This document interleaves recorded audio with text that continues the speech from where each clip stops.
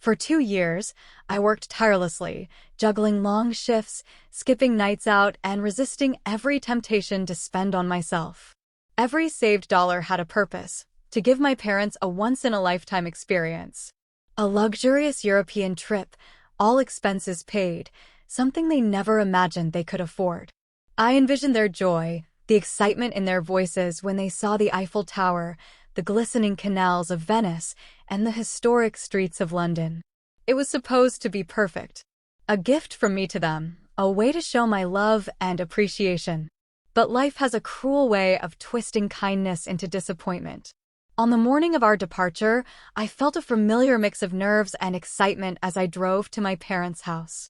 My suitcase was already in the trunk, neatly packed with everything I would need. The tickets were in my purse, along with printed itineraries and carefully arranged reservations. I had planned every detail, from private guided tours to five-star hotels.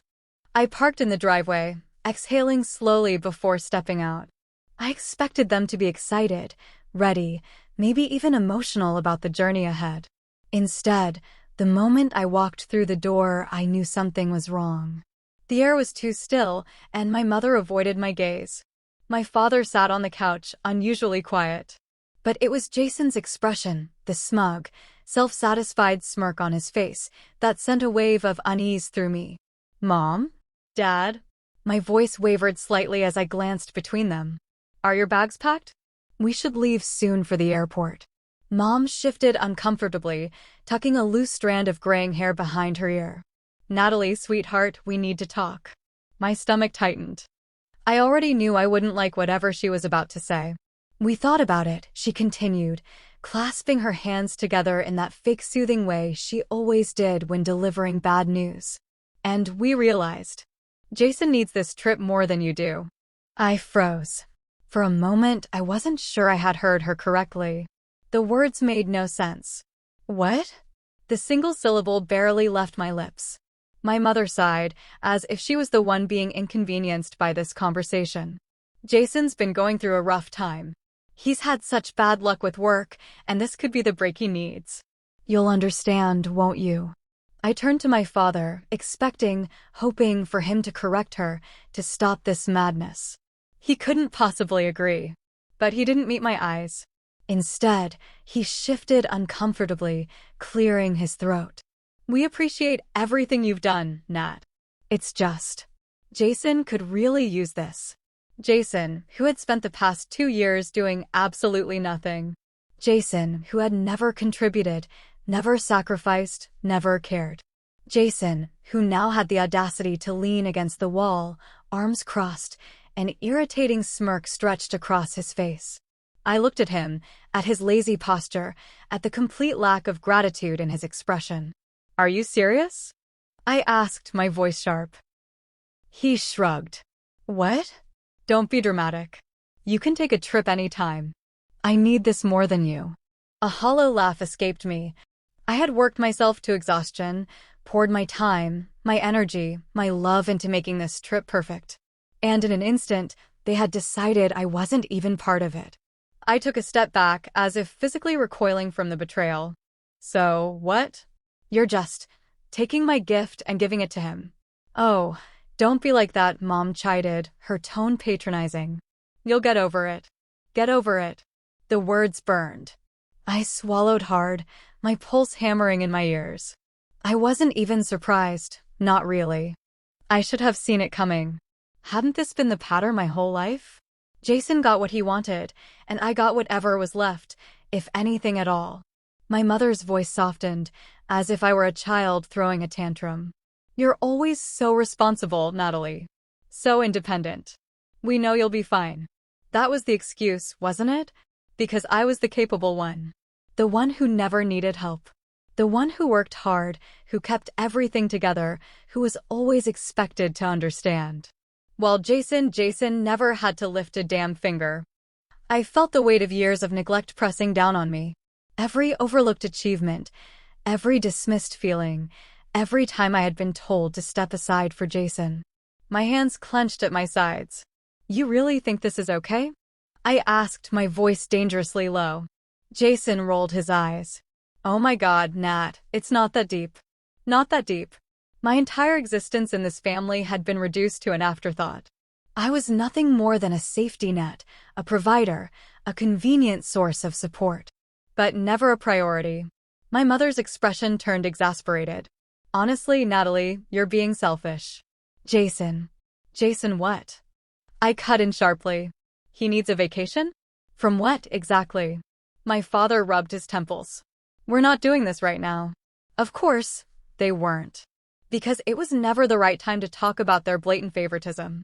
Never the right time to acknowledge that they had taken my kindness, my love, my effort, and rewarded it with nothing but disregard. I inhaled deeply, forcing down the sting in my throat. My suitcase was still in my car. The trip I had planned, the memories I had envisioned, it was all gone. Stolen, just like everything else. A long silence stretched between us. And then my mother sighed again, as if I were an inconvenience. We have to finish packing. Dismissed. Just like that. Jason grinned, slapping my father on the shoulder as he sauntered toward his room. This is gonna be awesome. My chest ached with something beyond anger. Something deep, something raw. But I refused to let them see it. I turned on my heel, my jaw clenched, my fists tight at my sides. I wouldn't give them the satisfaction of seeing me break. As I walked out, I didn't say goodbye. I didn't need to. For the first time, I saw my family for what they truly were. And I knew, with absolute certainty, that I would never come first in their eyes. I gripped the steering wheel so tightly my knuckles turned white, my fingers aching from the pressure. The car was silent except for the hum of the engine and the occasional rustle as Jason shifted in his seat. The airport was 30 minutes away, but every second felt stretched, dragging painfully as I sat in the driver's seat, suffocating in the unbearable weight of betrayal. Jason, of course, had no such discomfort. He lounged in the passenger seat, scrolling through his phone, his face illuminated by the screen's glow. Every so often, he'd chuckle under his breath, the sound grating against my already raw nerves. He had no shame, no guilt, not even an ounce of recognition of what he'd taken from me. And my parents? They sat in the back, silent. My father had cleared his throat awkwardly when we first got into the car, as if preparing to say something, but he never did. My mother, ever composed, folded her hands neatly in her lap, staring out the window as though the trees passing by were suddenly the most interesting thing in the world. The betrayal sat heavy in my chest, a thick, suffocating weight I couldn't push down. I had spent years working toward this trip. Every skipped lunch, every overtime shift, every sacrifice had been for them. And in a single moment, without hesitation, they had handed my place over to Jason, as if it had never belonged to me in the first place. My mother's words rang in my ears. Jason needs this more. I swallowed back the bitter laugh threatening to escape. Jason didn't need this trip. He didn't need anything handed to him. He had spent his entire life getting things he didn't earn, gifts wrapped in excuses, sympathy that had long since stopped making sense. And me? I was expected to be fine. Always fine. Jason suddenly let out a sigh, stretching his arms in an exaggerated motion. Man, I can't wait for this trip, he said, as if nothing was wrong, as if my world hadn't just caved in. Paris first, right? Then Rome? I didn't answer. Hey, he nudged my arm playfully, his tone laced with mock innocence. You're not still mad, are you? The sheer audacity of the question sent a pulse of hot rage through me. I turned my head slightly, eyes locking on the road, my jaw clenched so tightly it ached. You're mad, Jason said, his smirk returning. Come on, Nat, it's just a trip. Just a trip. I inhaled sharply through my nose, forcing myself to stay calm, to keep my focus on the road, to not scream at him like I so desperately wanted to. Jason chuckled. Look, don't take it personally. You can go next time. I slammed my foot on the brakes. The car lurched forward, the seatbelt locking against my chest as my parents gasped in surprise. Jason let out a startled yelp, his phone slipping from his hands and falling onto the floor. What the hell, Natalie? He shouted, whipping around to glare at me. I slowly turned to look at him, my hands still gripping the wheel, my voice steady but ice cold. Shut up. Jason blinked, taken aback by the sheer force of my words. My mother leaned forward from the back seat, her voice sharp. Natalie, that was completely uncalled for. You're driving, for God's sake. I ignored her. Jason scoffed, running a hand through his hair. Jesus, you're overreacting. Overreacting. Overreacting. I forced my foot off the brake and the car rolled forward again, but my hands trembled against the wheel. The raw, burning rage inside me was bubbling over, every suppressed feeling from years of being pushed aside, every moment of being treated like an afterthought, crashing into me all at once. And they still didn't see it. They still didn't care. The rest of the drive was suffocatingly silent. Jason, for once, had stopped talking. My mother sat stiffly, her arms crossed, and my father. I glanced at him through the rearview mirror. His gaze was downcast, his fingers tapping against his knee in an anxious rhythm. Guilt. It was faint, but it was there. Unlike my mother, who had no hesitation, no remorse, my father at least had the decency to feel guilty. But what did that matter? He hadn't spoken up for me. He had let this happen. What good was his guilt when it changed nothing? As we neared the airport, Jason finally spoke again. Listen, he muttered, rubbing the back of his neck. It's not like I planned this, all right? Mom and Dad just thought it'd be better if I don't. My voice was low, dangerously calm. Jason exhaled, exasperated. You're acting like I stole your spot or something. I laughed. A bitter, humorless laugh that made my mother shift uncomfortably in her seat. That's exactly what you did, I said plainly. Jason groaned. Oh my God, just let it go already. I pulled into the airport drop-off area, the bright signs directing us to the terminals. My stomach churned as I slowed the car to a stop. This was it. I put the car in park. I pulled into my driveway, turned off the ignition, and sat in absolute silence. My hands rested on the wheel, fingers twitching, the tension still coiled tight in my body from the drive. I had expected relief to come the moment I was alone, the moment I was free of their presence, but it didn't. Instead, I felt it brewing beneath my skin, a storm of emotions fighting to break free. Anger, betrayal, humiliation. For 2 years, I had worked myself to exhaustion, planning every detail of that trip, pouring my heart and soul into making it perfect. And for what? So Jason could smirk in my face while my parents barely acknowledged what they had done? A bitter laugh escaped me, hollow and sharp. They thought they could just take what was mine and walk away without consequences. No, not this time. I pushed the car door open, stepping out with newfound clarity, my mind racing with the weight of a decision that had already been made. By the time I reached my front door, the idea had taken full shape. I wouldn't just sit here and stew in my pain. I wouldn't cry over them. I would do something about it. As soon as I stepped inside, I tossed my keys onto the counter and marched straight to my laptop. The screen lit up as I flipped it open, my fingers already moving to log into my email. The travel reservations, the hotels, the tours. Every last piece of their trip had been booked under my name. My accounts, my money, and that meant I had control. A slow, dark satisfaction settled in my chest as I opened the first confirmation email.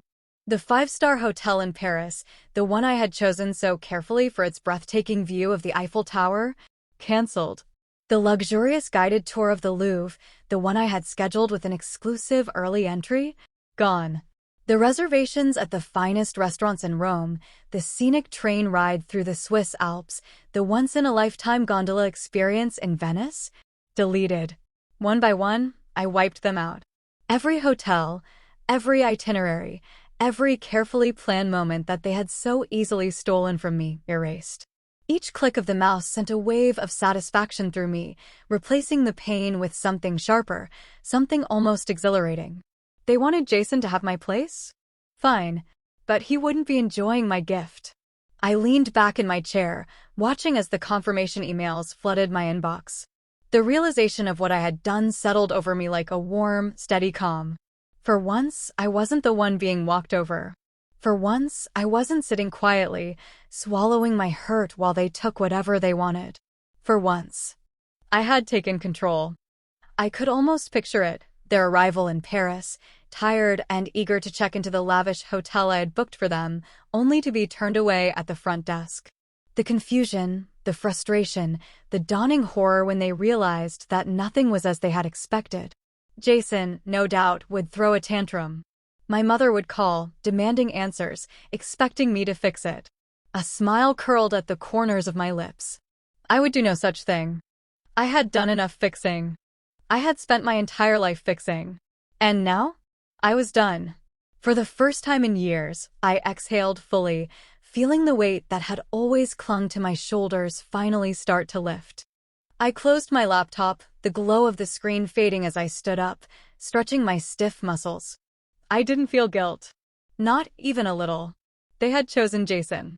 They had made their decision, assuming I would simply accept it, assuming I would do as I always had, step aside, put myself last, let them take from me without consequences. They were about to learn how wrong they were. I walked into my kitchen, opened a bottle of wine, and poured myself a glass. The rich aroma filled the air as I took a slow sip, savoring it. The silence of my home, the peace of my solitude, had never felt so satisfying. Tomorrow, the calls would begin. Tomorrow, the chaos would unfold. And for the first time in my life, I wouldn't lift a single finger to help them. I was in the kitchen, leisurely making breakfast, enjoying the rare feeling of having absolutely no obligations to anyone but myself. The smell of fresh coffee filled the air, and for the first time in a long while, I wasn't in a rush. I wasn't catering to someone else's needs. I wasn't planning around other people's expectations. I was just being. Then my phone rang. I glanced at the screen. Mom. I let it ring. She called again. And again. By the fourth time, I sighed, took a slow sip of my coffee, and picked up. Natalie. My mother's voice was sharp, frantic. The hotel won't let us check in. The reservation is gone. Fix this now. I didn't respond right away. I let the silence stretch, let her sit in the uncertainty. Natalie? Are you listening? Oh, I'm listening, I said finally, my voice calm, almost lazy. But I'm not fixing anything. A pause. Then, excuse me? I took another sip of coffee, savoring the moment. I booked that hotel, I said simply. I paid for that hotel. And since I wasn't invited on the trip, I decided I didn't feel like paying for it anymore. The silence on the other end was deafening. Then the explosion. Natalie, what have you done? Do you have any idea how much of a mess this is? Oh, I have a pretty good idea, I said lightly. But that's not my problem. Mom sputtered, clearly trying to process the fact that I wasn't immediately falling into line, wasn't scrambling to fix things as she had always expected me to. You're being ridiculous. We're stranded here. You need to fix this right now. I don't need to do anything, I corrected, my voice level. You made your choice. You wanted Jason to go instead of me. That meant losing the person who actually planned and paid for this trip. Now you can deal with the consequences. Natalie, be reasonable. Click. I hung up. I stared at the phone for a moment, my heart pounding not with guilt, but with an intoxicating mix of power and freedom. They expected me to cave. They expected me to fix it. But this time, I wouldn't. I turned my phone on silent and went back to my breakfast, feeling lighter than I had in years. The next few hours were blissfully quiet. I took a long shower, played music as loud as I wanted, stretched out on my couch with a book. The thought of my family scrambling around Paris, trying to piece together their ruined trip without my help, was almost funny. Then came Jason's call. I ignored it. Then his text messages started. Jason, are you serious right now? Jason, you're so petty, you ruined everything. Jason, fix this now. Jason, Mom is freaking out. Jason, what the hell is wrong with you? I smiled to myself and put my phone face down on the table. A few minutes later, another call. I let it ring. Then came the voicemail. I played it, putting it on speaker as I continued reading my book. Jason's voice was laced with frustration. Natalie, you need to call Mom back and fix this. This is your fault. You think this is funny? You think you're proving a point? You're just being pathetic. Stop acting like a child and fix it. I deleted the voicemail and went back to reading. By late afternoon, the messages had escalated. Mom, you're embarrassing this family. Mom, if you don't fix this, I don't know how we can move forward. Dad, Nat, just call us. Please. Mom, we raised you better than this. I almost laughed at that one. They raised me to be their doormat, their problem solver, the one who was always expected to set herself on fire to keep them warm. Not anymore. As the evening rolled in, I made dinner for myself, a meal I actually wanted, instead of something rushed together between obligations. I poured myself a glass of wine, turned on my favorite show, and relaxed. Somewhere across the ocean, my family was spiraling, their trip crumbling around them. And I had never felt more at peace. The next morning, the silence was deafening. No calls. No messages. It was almost eerie. I knew what that meant. They were stewing, plotting, trying to figure out their next move. By noon, Jason cracked first. His name popped up on my screen, but this time I answered. What? I said, not bothering with a greeting. Jason exhaled sharply. You're really doing this, huh? I really am. Another pause. Then his voice softened, shifting tactics. Look, I get it. You're mad. But you've made your point, all right? You don't have to take it this far. I smirked. Oh, I haven't taken it far enough. His frustration came roaring back. Jesus, Natalie. We're stuck in a shitty hotel outside the city because we couldn't afford anything better last minute. Mom's losing it, Dad's pissed, and this is all your fault. I let the words sink in, let them bounce around in my head. This is all your fault. How many times had I heard that in my life? When Jason failed a class. When Jason lost a job. When Jason needed something and I wasn't immediately available to provide it. It had always been my fault, hadn't it? Well, not anymore. I chuckled. Sounds rough. Jason growled in frustration. Are you seriously this selfish? Oh, I don't know, Jason, I said, tilting my head. I did spend 2 years saving for this trip. I did plan everything. And then, out of nowhere, I was uninvited. And I was supposed to just, what? Accept it? Jason scoffed. You're being so dramatic. There it was. That familiar dismissal. That condescending pat on the head, that expectation that I would get over it and fall back in line. I smiled. Guess you'll just have to figure things out without me. Natalie, don't you dare hang up. Click. I put my phone down and exhaled. I had one. And it felt amazing. They were struggling. They were desperate. And for the first time in my life, I didn't care. I wasn't rushing to fix things. I wasn't bending over backwards to make their lives easier. I was letting them feel the consequences of their actions. And that was the real gift. I stretched, feeling lighter than I had in years, then walked outside onto my balcony, breathing in the fresh air. The sky was clear. The world was open. And I was finally, truly free. For years, my phone had been a constant source of obligation. Every call from my parents meant a request, a demand, another responsibility thrust onto my shoulders. Every text from Jason was either a complaint or a plea for money, a favor, an expectation that I would be the one to clean up his mess. But now, my phone sat on the counter, completely untouched, the screen dark. No new messages. No calls. No guilt-ridden voicemails. They had finally given up. I leaned back in my chair, stretching my legs out and let out a deep sigh. The satisfaction of standing my ground had settled into something deeper, something calmer, more solid. I wasn't just reacting anymore. I was changing. I picked up my coffee mug, taking a slow sip as I watched the morning light spill through the windows. Everything about this moment felt different. I wasn't bracing myself for the next wave of drama. I wasn't anxiously checking my phone, waiting for the inevitable next demand. I was free. A knock at my door pulled me out of my thoughts.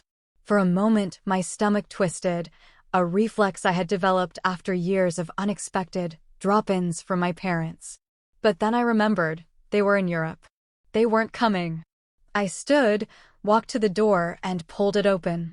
Sienna stood there, coffee cup in one hand, sunglasses perched on her head, a knowing smirk on her face. "So," she said, stepping inside without waiting for an invitation. "I assume the chaos has begun?" I snorted, closing the door behind her. "Oh, you have no idea." She flopped onto my couch, kicking her feet up. "Give me all the details." I sat across from her, a slow smile curling at the edges of my lips. "Let's just say, they're not having the five-star experience they were expecting." Sienna cackled, setting her coffee down. "God, I love this for you." I leaned back, letting out a slow exhale. "You know what's weird? I thought I'd feel bad. I thought I'd regret it, that I'd eventually cave and fix everything." Sienna tilted her head. "But," I smiled, "I don't." She grinned. "Because you finally stood up for yourself." I nodded. It was more than that, though. This wasn't just about the trip. This was about everything. Every moment I had spent trying to earn love that should have been given freely.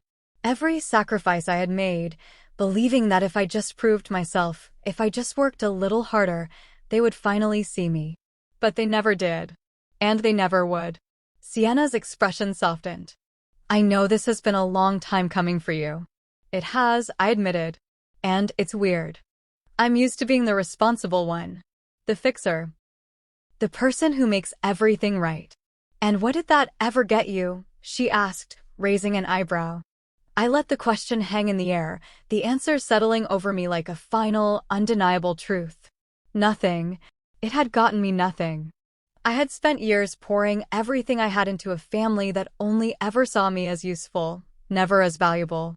And now, as I sat in my own space, surrounded by my own peace, I realized just how much of myself I had lost trying to please them. I wasn't doing that anymore. I was breaking the cycle. I looked at Sienna and smiled.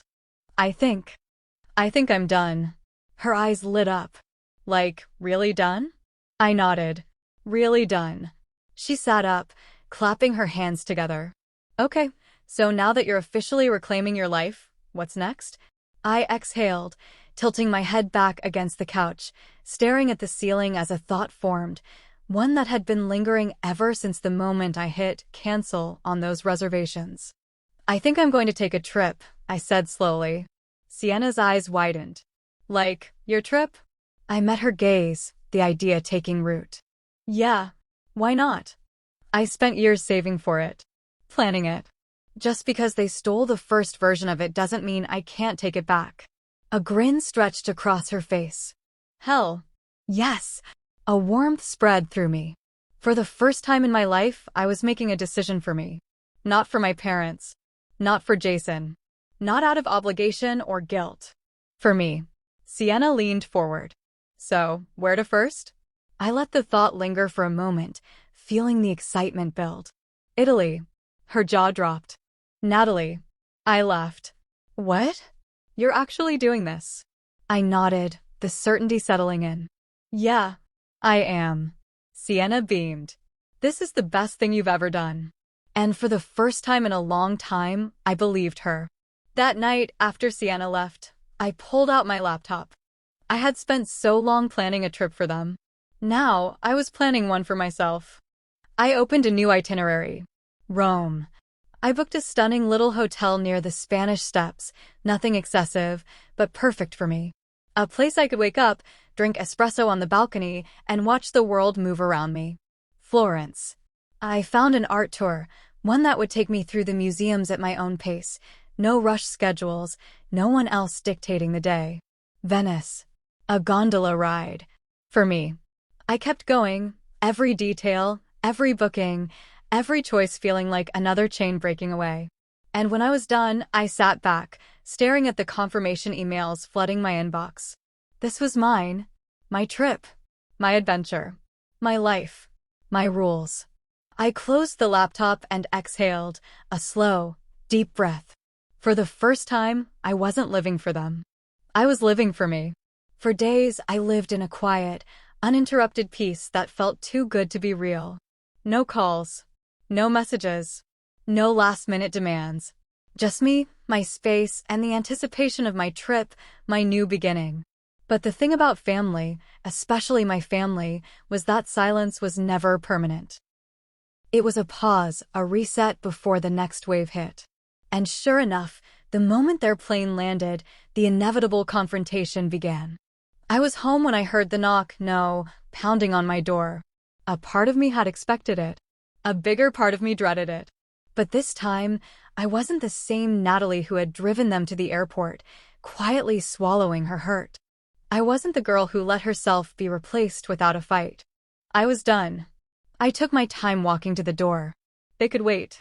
After all, I had spent my whole life waiting for them to see me, to appreciate me, to care. I didn't rush. When I finally pulled open the door, my mother stood there, still in her travel clothes, looking exhausted but furious. My father stood behind her, looking less angry and more worn down. And Jason? Jason had the audacity to look annoyed, arms crossed over his chest like I had done something to inconvenience him. I leaned against the door frame, arms crossed. Well, look who's back.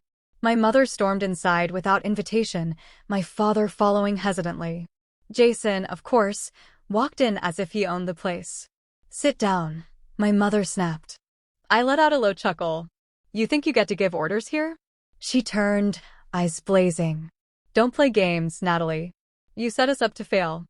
I raised an eyebrow, closing the door slowly behind me. Oh, how exactly did I do that? You know damn well how. Her voice was sharp, almost shaking. We arrived in Paris and found out we had nothing. No hotel. No reservations. Nothing. I leaned against the kitchen counter, watching her unravel. That's interesting. Because last I checked, I wasn't on that trip. That was Jason's trip, wasn't it? Jason scoffed. Oh, shut up, Nat. You're so bitter. I cut him off with a laugh, cold, sharp. Bitter? Bitter? You're right, Jason. I am bitter. Because I spent 2 years saving for a trip that was supposed to be for me and our parents, only to find out, at the last minute, that I had been replaced. So yeah, I was bitter. I still am. But you know what? At least I did something about it. Jason rolled his eyes. You're so dramatic. My mother gasped. How could you do this to us? I tilted my head. You mean, how could I cancel my reservations? How could I stop paying for a trip that I wasn't even on?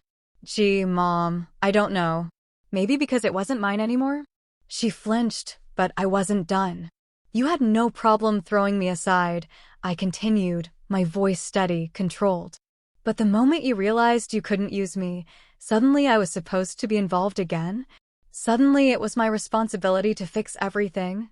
I let out a slow, mocking sigh. Yeah, that's not how this works.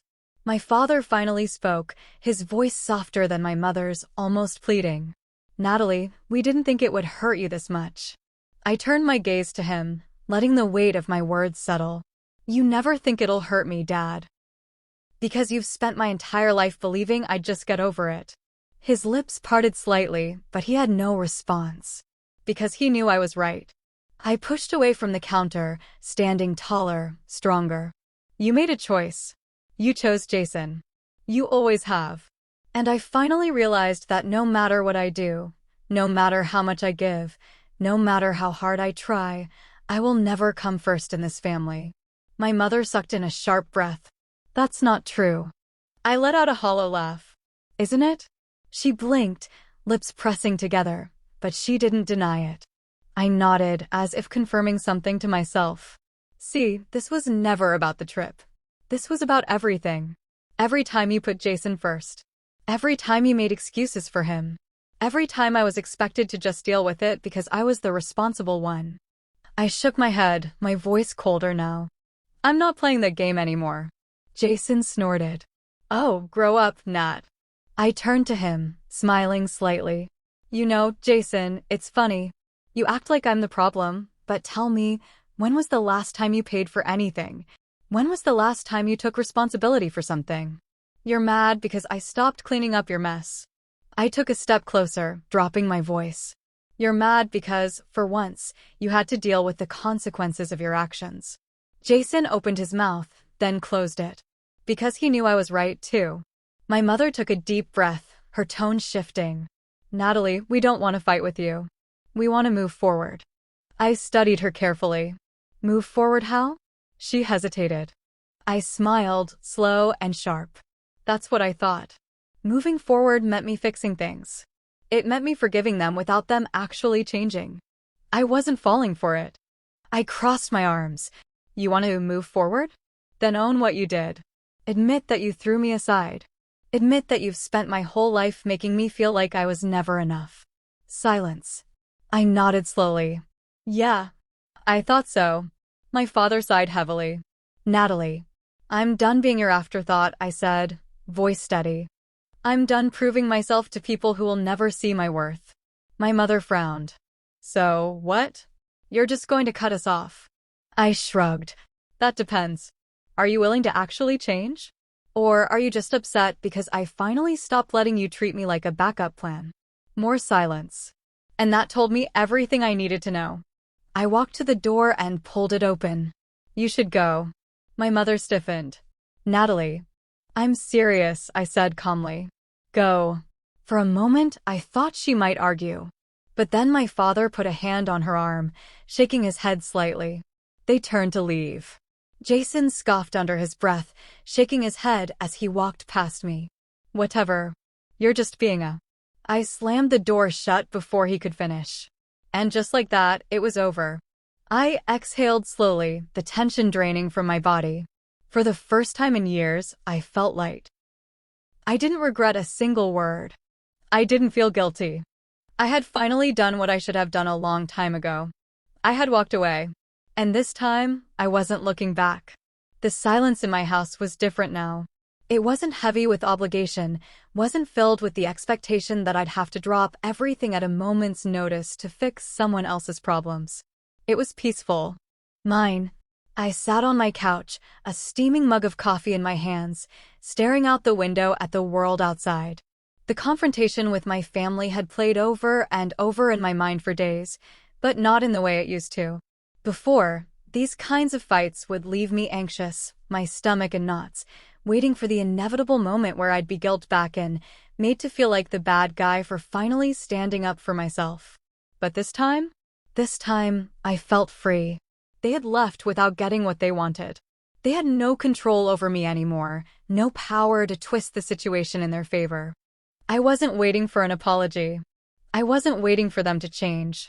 I had spent my entire life waiting for that, only to realize that it was never going to happen. And finally, I was okay with that. My laptop sat open on the coffee table in front of me, the glow of the screen casting soft light across the room.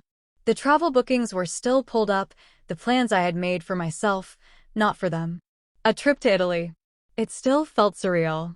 For so long, my goals had revolved around my family, about what I could do to earn their approval, their love. And now, for the first time, I was planning something that had nothing to do with them. I picked up my phone, dialing the only person I truly trusted. Sienna answered on the second ring. If you're calling to tell me you chickened out, I swear to God, Natalie. I laughed. No, actually. I was calling to tell you I booked it. The scream that came through the phone made me wince. You actually did it? She shrieked. Oh my God, this is huge. I smiled, letting the excitement settle in. Yeah, it is. When do you leave? I glanced at the itinerary. 3 weeks. 3 weeks, she repeated, her voice almost reverent. That's enough time to buy a whole new wardrobe and become a completely new person. I snorted. Or, just pack a suitcase and go. Ugh, you're no fun. I shook my head, still smiling. I think this is the first time in my life I'm actually doing something just for me. Sienna's voice softened. And how does that feel? I leaned back against the couch, exhaling slowly. Incredible. The next few weeks felt different from anything I'd ever experienced. Instead of spending my free time being at my family's beck and call, I invested in myself. I took long walks just because I could. I decorated my home, finally hanging the paintings I had bought years ago but never had the energy to put up. I picked up books I had abandoned, Let myself enjoy lazy afternoons without feeling guilty for not being productive. I learned to rest, to breathe, to exist without feeling like I owed someone something at all times. And the best part? They stopped calling. Maybe they finally realized I wouldn't answer. Maybe they were still stewing in their frustration. Maybe for once, they were forced to rely on each other instead of me. Whatever the reason, their silence was the best gift they had ever given me, because it made it that much easier to let them go. The night before my flight, Sienna came over with a bottle of wine and a mischievous glint in her eye. "You ready?" she asked, flopping onto my couch. I nodded. "Yeah, I am." She handed me a glass. "A toast, then." I raised an eyebrow. "To what?" She grinned. "To you. To finally putting yourself first. To choosing freedom." I smiled, clinking my glass against hers. "To that." We drank, and for the first time in my life, I felt like I was drinking to something real, something that was truly mine. The morning of my flight, I stood in front of my packed suitcase, staring at it for a long moment. I wasn't used to this. I wasn't used to leaving without guilt. But as I zipped it up, grabbed my passport, and headed out the door, I realized something. This was the start of something new. I wasn't running away. I wasn't leaving in anger. I was stepping into a new life, one that revolved around me. And for the first time, that felt like enough. The air in Rome was warm, carrying the scent of freshly baked bread and espresso through the winding cobblestone streets. I had just finished my second day exploring the city, wandering through the Colosseum, standing beneath the towering columns of the Pantheon, and finally ending my evening with a quiet meal in a small cafe tucked away from the tourist crowds. This was what freedom felt like. No rushing, no obligations, no guilt weighing me down. Just me, in a city that had no expectations of me. I had finally chosen myself, and I wasn't looking back. Or at least, I hadn't planned to. Until my phone buzzed. I stared at the screen for a long moment, the name flashing across it like a ghost from a past I had finally let go of. Mom. I let it ring. Then, a voicemail notification popped up. For a moment, I debated deleting it. But curiosity got the best of me. With a deep breath, I pressed play. "Natalie." My mother's voice was softer than usual. Hesitant. "I don't know if you're even listening to this. I don't even know what to say. But we didn't realize how much this would hurt you. We never meant to make you feel like you weren't important to us." I scoffed, swirling my wine glass absent-mindedly. Never meant to? That was the problem, wasn't it? They had never thought about me at all. "I know we've put a lot on you over the years," she continued. "Maybe too much. But you've always been so strong, Natalie. So capable. We never worried about you because we knew you'd always be okay." My stomach twisted. That was the excuse, wasn't it? Because I had never been a problem, they had never felt the need to check if I was okay. Because I never needed them, they had assumed I was fine being ignored. "We want to do better," she said. "We want to," she exhaled heavily. "I know words probably aren't enough. But we miss you. We love you. And we don't want to lose you." The voicemail ended. I stared at my phone, my mind quiet in a way that felt foreign. I had wanted this for years, this kind of acknowledgement, this kind of effort. But now that it was here, I didn't feel relief. I didn't feel satisfaction.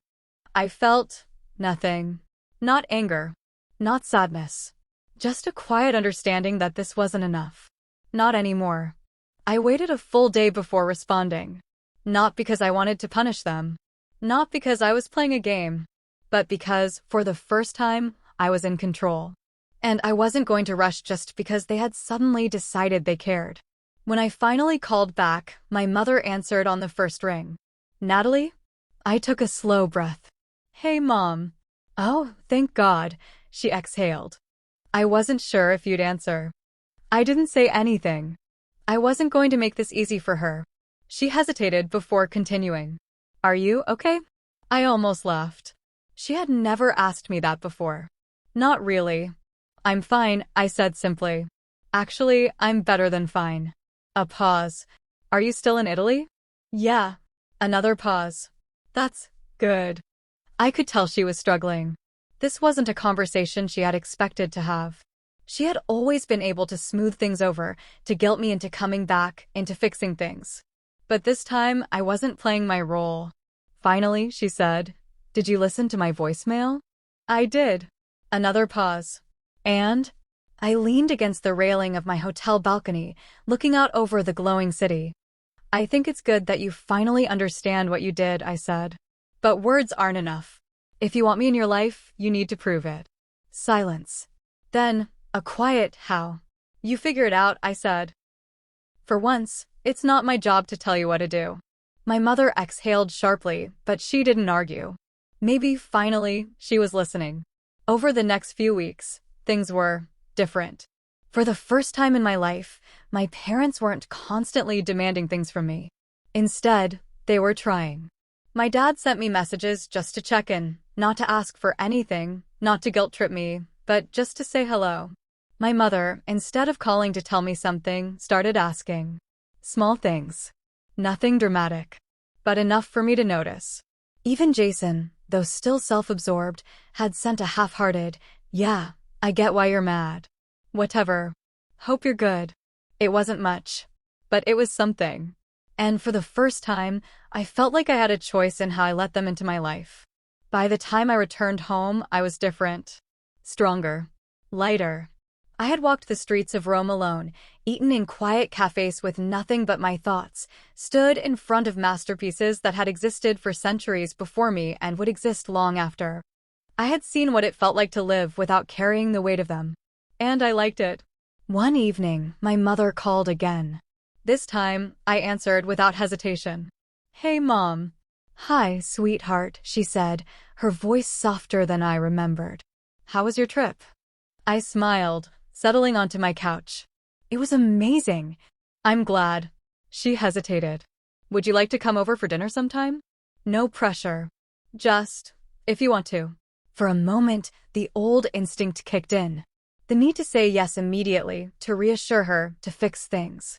But then I took a breath. This was my choice now. "I'll think about it," I said.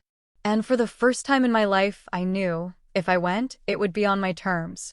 Not out of obligation. Not out of guilt. But because I chose to. The sun dipped below the horizon, casting a golden glow across my porch as I leaned back in my chair, a cup of tea cradled in my hands. The world outside was quiet, only the faint chirping of crickets and the occasional rustling of the wind in the trees breaking the silence. I had always imagined peace as something earned, something that came after proving myself, after working tirelessly to make everyone happy. But now, I realized it was something I had always deserved. For the first time in my life, I wasn't weighed down by obligations that weren't mine. I wasn't scrambling to meet someone else's expectations. I wasn't waiting for my family to recognize my worth. I had finally, truly chosen myself. My trip to Italy had changed me in ways I hadn't fully processed until I returned home. There was something liberating about waking up every morning and knowing that my day belonged to me. No schedules dictated by others, no guilt pressing down on my chest like an invisible weight. In Rome, I had wandered through ancient streets, feeling the history beneath my feet, realizing how small my problems were in the grand scheme of things. In Florence, I had stood before masterpieces that had survived centuries, untouched by the fleeting worries of people who had long since faded from memory. In Venice, I had drifted through the canals, alone in a gondola, staring at the sky and realizing I had never needed anyone's approval to live a life that made me happy. And now, sitting here, back in the familiar comfort of my home, I knew I could never go back to the way things were. I picked up my journal from the small table beside me, flipping open to the page where I had started writing my new list of dreams. Before, my goals had always revolved around my family, what I could do for them, how I could make them happy. Now, my dreams were mine. 1. Travel to Greece. 2. Learn to cook Italian food properly. 3. Take a dance class, just for fun. 4. Say no without feeling guilty. 5. Put myself first always. I smiled to myself, running my fingers over the inked words. This was the life I was building. A life where I wasn't just existing to serve others. A life where I made choices based on what I wanted, not what was expected of me. A life where I was enough. A soft knock on my door pulled me from my thoughts. I set my journal down, taking a slow breath before standing up. When I opened the door, I wasn't surprised to see my father standing there. His hands were tucked into the pockets of his jacket, his expression uncertain, as if he wasn't sure whether I'd slammed the door in his face. For the first time in years, I didn't feel a pang of obligation. I didn't feel like I owed him anything. But I didn't feel anger either. I simply waited. "Hi, Nat," he said quietly. "Hey, Dad." He glanced past me, as if checking to see if I was alone. "Can I come in?" I considered it for a moment, then stepped aside, giving a small nod. He entered hesitantly, as if he was the guest in my space now. And that was the difference, wasn't it? This was my home, my life, and he wasn't entitled to either. I sat across from him at the dining table, watching as he gathered his thoughts. After a long silence, he sighed. "Your mother, she doesn't know I'm here." I raised an eyebrow but didn't say anything. He cleared his throat. "I just wanted to see you." And to say, he hesitated, looking down at his hands. "I know I haven't always been the best father." That was an understatement. But I let him continue. "I let a lot of things slide that I shouldn't have," he admitted. "I should have spoken up more. I should have," he exhaled. "I should have made sure you knew how much you meant to us." I studied him, waiting for the inevitable, but the moment where he would try to shift the blame, to make excuses, to ask me for something. But it didn't come. Instead, he just looked at me, his eyes tired, his voice quieter than I'd ever heard it. "I know words aren't enough," he said. "And I know I can't change the past. But I want to do better. If you'll let me." I sat back, crossing my arms. "What does better mean to you?" He blinked, clearly thrown off by the question. "It means not assuming you'll fix everything. Not expecting you to carry the weight of the family. It means showing up, not just when it's convenient, but because you matter." I watched him carefully, searching for signs of manipulation, of expectation. But for the first time, I didn't see them. I saw effort. And that was new. I took a deep breath, choosing my next words carefully. "I'm not going to pretend everything is okay," I said. "I'm not going to forget what happened." He nodded. "I wouldn't expect you to." But I continued, "If you're serious about changing, I'm willing to give you a chance." A small, relieved smile flickered across his face. That's all I could ask for. I nodded. "One more thing." He looked at me expectantly. "I'm not going to be the one holding this relationship together," I said firmly. "If you want to be in my life, that's on you. I won't chase you. I won't remind you. I won't make the effort for both of us." He swallowed, then nodded. "Understood." For the first time, I felt like we were speaking as equals. Not as a daughter desperately trying to earn her father's love. Not as a man who expected unconditional loyalty despite years of neglect. Just two people trying. And that was enough. For now. After he left, I stepped back out onto my porch, letting the night air wash over me. I had spent so much of my life waiting for my family to change, for them to see me, for them to choose me. But I wasn't waiting anymore. I was living, with or without them. I had plans, dreams, a list of things I had yet to experience.